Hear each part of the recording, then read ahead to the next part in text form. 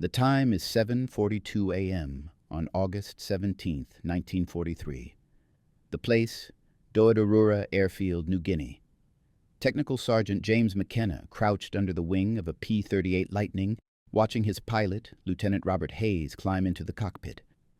Hayes was young, just 23, and heading straight for an interception with 18 Japanese Mitsubishi Zeros. It was a mission McKenna knew. With a sinking certainty, Hayes probably wouldn't survive. The P-38 was a beautiful machine, a twin-engine beast, lightning fast in a straight line and dominant at high altitude. But this speed came with a single fatal flaw. It couldn't turn with a Zero. The Japanese fighter was lighter, more agile, and could complete a full horizontal turn in half the time. This difference wasn't a minor tactical disadvantage. It was a death sentence for American pilots every single day. American doctrine was clear. Use speed, use altitude, hit, and run. Never, under any circumstances, get caught in a turning fight. Yet the Zeros were too smart. They masterfully baited the P-38s, cut inside their turning radius, and blew them out of the sky. The 5th Air Force had already lost 37 Lightnings in the past 6 weeks.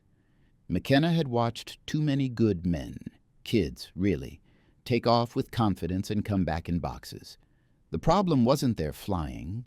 The problem was built into the plane itself. The official American doctrine was ironclad, drilled into every P-38 pilot. Never turn with a Zero. The Mitsubishi A6M Zero was a marvel of agility, lighter than the P-38, and could execute a full horizontal turn in half the time the Lightning needed in a dogfight. The manual commanded pilots to use speed and altitude to dive in, shoot, climb out. A classic hit-and-run strategy. This doctrine was clear, yet in the heat of combat, it was failing tragically. The Japanese pilots were too smart. They were actively baiting the Americans, drawing them into turning engagements, cutting inside their radius, getting on their tails, and shooting them down. The result was catastrophic. The 5th Air Force had lost 37 P-38s in the past 6 weeks alone. Most were shot down after being caught in the very turning fights they were supposed to avoid. The doctrine was supposed to save lives, but instead it was leading young men to their deaths. The losses continued mounting, but for the engineers and the brass, the problem was simple. It was pilot failure. They claimed the P-38 was within specifications. But James McKenna, the enlisted mechanic with grease under his nails and the smell of aviation fuel in his lungs, knew that the specifications were killing his pilots. He saw a mechanical flaw where others saw a tactical one. The flaw was tiny, insidious, and almost invisible. Slack in the aileron control cables. When a pilot initiated a turn, they commanded the control surfaces, the ailerons, to move. But due to the sheer length of the cables running through the Lightning's twin booms, there was a minute, yet critical amount of play. McKenna measured it, a consistent 3/8 of an inch of slack at full deflection. This translated to a delay, a fraction of a second of lag between the pilot's input and the aircraft's response. At high speed, the lag was masked by the air rushing over the wings. But in the low-speed, high-G environment of a dogfight, when a pilot needed the P-38 to snap roll right now to avoid an enemy on his tail, that fraction of a second of cable slack meant the difference between life and death. It was the mechanical explanation for why the P-38 felt mushy in a turning fight. And it was a problem that had been ignored because, officially, the cables were within factory specs. McKenna was convinced that until that minuscule gap was closed, the death rate would not change. Armed with his diagnosis, the 3/8 of an inch of slack, McKenna took his findings up the chain. He presented the simple mechanical solution to the squadron's engineering officer, confident he had solved the riddle of the P-38's vulnerability. But the answer he received wasn't a commendation. It was a firm, immediate rejection. The officer shut him down, stating that the control system was within Lockheed's specifications, and that any unauthorized modification would void the entire aircraft warranty. The irony was staggering and profoundly frustrating. His pilots were dying because of a factory spec, and the official system would rather adhere to a piece of paper 7,000 miles away than save the life of a single airman on the front line. Any formal change would require a review by Lockheed engineers, approval from Army Air Forces Command, and months of waiting, time they simply did not have.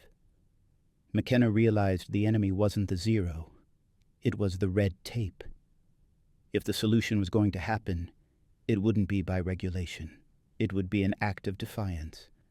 The bureaucratic refusal was a gut punch, but the real weight of that 3/8 of an inch of slack wasn't measured in regulations. It was measured in lost lives. These weren't just statistics to McKenna. He remembered Lieutenant David Chen. Chen was a promising, quick pilot, but after one close call, he reported his P-38 felt unnaturally slow to respond in the hard turns. He couldn't shake the feeling that the plane was ignoring his commands for a split second. The official report dismissed it as inexperience under pressure. 2 weeks later, Chen was shot down over Leh. Then there was the devastating loss of Captain William Morrison, a respected flight leader and one of the best stick-and-rudder men in the squadron. Morrison knew the doctrine, but in a chaotic dogfight, he found himself trapped. His last fragmented radio call was chillingly clear. Controls feel mushy, can't hold him. God, it's so mushy. He was gone moments later. In the official record, both Chen and Morrison were marked down as pilot error. For McKenna, these names were a burning indictment of the engineering spec. He would be servicing the lightning that Hayes was about to fly, staring at the control cables he knew were too loose. He knew Chen hadn't been slow, and Morrison hadn't been sloppy. They had been killed by an engineering tolerance. The weight of that knowledge, that he possessed the secret to saving their lives but was forbidden to act, became unbearable. Hayes was next. McKenna had reached his breaking point. The names, Chen, Morrison, and the total count of 17 pilots lost under his care due to this known correctable flaw weighed on him heavier than any combat report.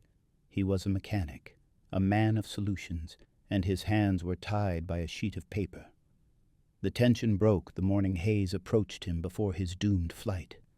Hayes, seeing the grim calculation in McKenna's eyes, didn't ask about regulations. He asked for survival. "Mac, do whatever you can to make this thing roll faster," Hayes pleaded, his voice low. "I don't care what the manual says. I just want to come home." This was the critical moment, the pact between the pilot and the mechanic, dissolving the chain of command and throwing the regulations out the window. It was a moral dilemma solved by conscience. That night, under the low glow of a single shielded lamp, McKenna performed the illegal operation. He had to be quick, silent, and leave no trace for the inevitable inspection. Working in solitude with the smell of aviation fuel and hot metal heavy in the air, his fingers ached as he bypassed the official cable rigging. He knew this action violated every regulation in the Army Air Force Maintenance Manual. If the fix failed, if Hayes crashed, McKenna wouldn't just be disciplined. He would face a court-martial and be responsible for the death of a pilot. The stakes were now the highest they could be. The enemy was no longer just the Japanese Zero, but the very system McKenna served. He tightened the rigging, installing his unauthorized, ingenious component. His heart pounded with fear, but his mind was focused. He was choosing a life over a warranty. The secret weapon wasn't a complex million-dollar piece of engineering. It was an act of pure improvisation. The trick was deceptively simple. McKenna took a 6-inch piece of high-tensile piano wire, scavenged from a non-standard source, and painstakingly bent it into a precise Z shape. He then installed this unauthorized mechanism as an inline tensioner on the critical aileron cables. The physics were elegant. This small, Z-shaped wire added a mere, yet critical, 0.4 pounds of tension to the system. That was all it took. That minute amount of force was enough to entirely eliminate the 3/8 of an inch of slack that had been crippling the P-38's performance. The pilot's input would now be translated instantly and directly to the ailerons, achieving the kind of precision the factory-spec planes could only dream of. McKenna executed the modification in less than 8 minutes, a blur of highly illegal work performed under immense pressure. It was a fix born of necessity and defiance, using a part that could never have passed inspection. The moment the job was done, the lightning looked the same, but it was fundamentally transformed. The technical mystery was solved, the curiosity gap filled, and the solution lay in a piece of material found in a music instrument, not a maintenance depot. The fate of Lieutenant Hayes now rested on that tiny, audacious piece of wire. At 7:42 a.m., McKenna stood on the tarmac and watched the thin lines of smoke as Lieutenant Hayes's lightning climbed into the sky. The weight of his clandestine act settled over him. He knew the enemy was waiting, but now the risk was twofold: combat failure or unauthorized modification failure. If that Z-shaped wire snapped, or if the increased tension caused a catastrophic failure of the control system, McKenna alone would be responsible for Hayes's death. Sleep was impossible. He spent the agonizing next hour in the hangar, every distant burst of machine gun fire sounding like the final moment. He had bet his career, his freedom, and a pilot's life on a stupid wire trick. The only relief would be the distinct roar of twin engines returning safely. Until then, the silence was a deafening emotional cliffhanger. At 08:14 over the Huon Gulf, Lieutenant Robert Hayes spotted the Japanese patrol. It was the moment of truth. He initiated his attack, attempting a high-speed pass, but the lead Zero, piloted by a veteran, instantly broke hard, pulling the classic bait and switch. Hayes was forced to turn to follow. He pulled back on the yoke, braced for the familiar fatal mushiness, the seconds of lag that always allowed the Zero to slip inside his radius. But this time, it was different. The moment he applied pressure, the aircraft responded, not with a sluggish sigh, but with a sharp, instantaneous snap. Hayes didn't just feel a minor improvement. He felt like he was flying a completely different machine. The P-38, previously a slow-rolling truck in a dogfight, was suddenly alive. The slack was gone. The piano wire trick had worked. The Zero pilot, stunned by the unexpected agility, was caught mid-maneuver. In a fluid, aggressive motion, Hayes reversed hard, effortlessly cutting across the Zero's projected path. The Japanese fighter, which had seconds earlier been the hunter, was now perfectly framed in Hayes's sight. Thump, thump, thump. His guns spat, and the Zero exploded in a puff of smoke. First kill. This wasn't luck. It was physics. In the next 7 minutes, Hayes became a force of nature. A second Zero, attempting to cut in, was met by a roll so rapid the enemy pilot misjudged the intercept by a critical margin. Hayes reversed again, lining up the shot and scoring his second kill. He completed his triple-kill hat trick with a third Zero, whose pilot, expecting the slow, predictable roll of the P-38, was caught completely off guard. Hayes, who went up expecting death, returned a agile triple ace. He couldn't stop talking about the change. The airplane felt instantaneous, he later reported. This was the moment of triumph. The silent, unsung victory of a resourceful mechanic over the crushing weight of engineering bureaucracy. Hayes wasn't fighting in isolation. High above the action, Captain Frank Mitchell, an experienced ace, watched the dogfight unfold with growing bewilderment. He had seen dozens of P-38 pilots make that same desperate turn against a Zero, and he knew how it ended, with the Zero gracefully cutting the corner and the P-38 quickly descending in flames. But Hayes's P-38 didn't descend. Instead, it was doing the impossible. Mitchell later confessed that he realized he was seeing history in the making. He couldn't understand it, but he knew what he saw. Hayes's lightning was rolling faster than any lightning Mitchell had ever seen. It was snapping through reversals and pulling out of dives with an instant responsiveness that simply shouldn't be possible for the heavy twin-boomed fighter. The external validation was crucial. This wasn't just Hayes's subjective feeling. Another trained pilot was confirming the shocking transformation. The Japanese High Command were also receiving confusing reports from their pilots. They were used to the P-38 being a predictable, straight-line target when forced to turn. Now pilots were reporting that the enemy was suddenly maneuvering too aggressively and reversing direction in ways that completely confounded their standard attack patterns. Even top ace Saburo Sakai would later note the sudden, inexplicable shift. The piano wire had done more than save one life. It had fundamentally rewritten the aerial combat equation in the Pacific, creating genuine confusion and fear in the enemy ranks. The return of Lieutenant Hayes was not just a victory, it was an infection. The moment he landed, he didn't head to the mess tent. He went straight to Captain Frank Mitchell and his own crew chief. Hayes didn't talk about skill or luck. He talked about the feel of the stick, the instantaneous roll, and McKenna's stupid wire trick.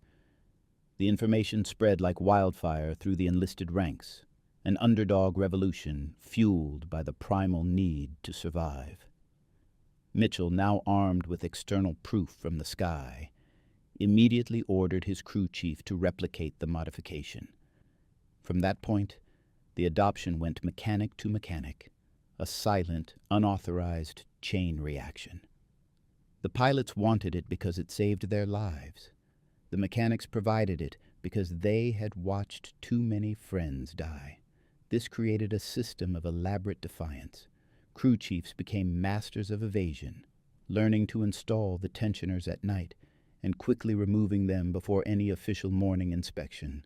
An act of mechanical theater designed to satisfy the rules while preserving the lives of the men flying their aircraft. Once the inspectors had signed off, the piano wire immediately went back in.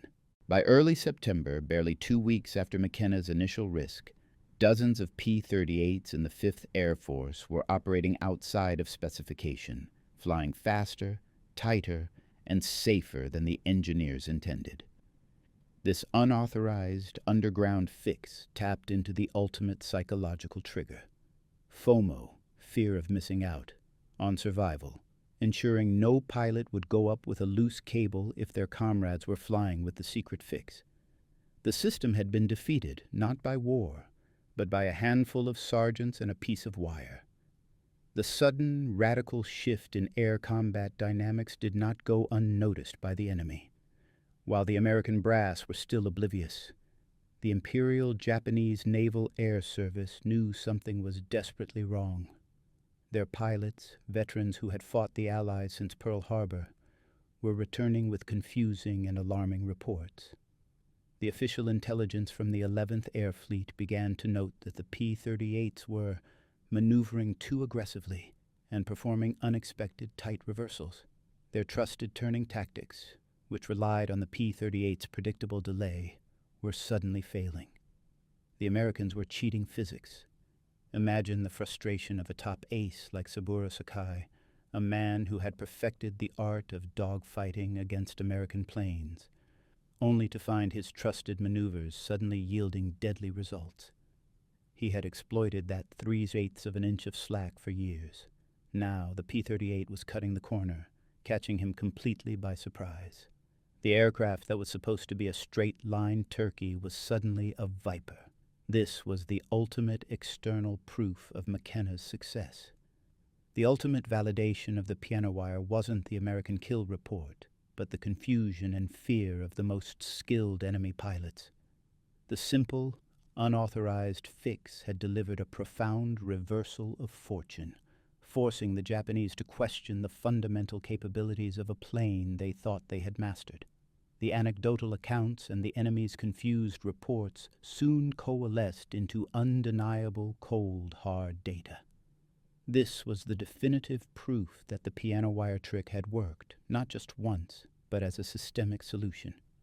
Before the unauthorized modifications, during the grim weeks of July, the P-38's loss ratio was disastrous. The 5th Air Force was losing approximately 2 P-38s for every Zero they shot down. The Zero was the clear master of the airspace, but by late September, following the viral spread of McKenna's fix, the numbers experienced a dramatic reversal of fortune. The kill ratio shifted to better than 1.1. The P-38 was now killing Zeros at the same rate, or better than the Zeros were killing Lightnings. This radical change was traceable directly to the instantaneous responsiveness the pilots were finally getting from their controls. The shift was so profound that it reached the highest echelons of the Japanese command. Their pilots were officially advised to avoid engaging P-38s in a prolonged turn fight. The hunter had suddenly become the hunted, marking the moment the Zero lost its psychological and tactical superiority in the Pacific theater, all thanks to a piece of 6-inch wire. This was the silent, definitive climax of the mechanical revolution. The greatest irony of this entire saga is that the official system, once proven deadly, never truly acknowledged its error. Following the war, Lockheed eventually adopted a permanent solution to the cable slack, a much more complex hydraulic-based tensioning system. But the man who invented the fix, Technical Sergeant James McKenna, received no official credit, no medal, and his stupid wire trick was never mentioned in any official engineering report. Bureaucracy, once defied, ensures its own silence. Yet McKenna received a reward far more meaningful than brass or paper. Lieutenant Robert Hayes survived the war, flying 63 successful missions in his transformed P-38. And every single year, on August 17th, the anniversary of that first fateful mission, Hayes would call McKenna. It was a private tradition, a yearly phone call that lasted decades, simply to thank the enlisted mechanic for saving his life. This personal gratitude, this emotional resolution, was McKenna's true, enduring reward. The lesson, however, wasn't lost on everyone. Captain Frank Mitchell, who witnessed the change from above, went on to teach junior officers a crucial lesson: that when faced with a seemingly insurmountable problem, you should look past the engineers and the generals, because the best, most practical solutions almost always come from the enlisted ranks, the mechanics and sergeants who deal with the consequences every day. James McKenna eventually returned home, settling back into his quiet life, opening a small garage to work on cars in Long Beach, California. He never sought fame, rarely talked much about the war, and certainly never bragged about the piano wire tensioner. His true contribution remained a battlefield secret, validated only by the pilots he saved. It wasn't until decades later that a military historian finally pieced together the fragments, finding the obscure references to the unauthorized, life-saving field modification. The historian's estimate was staggering.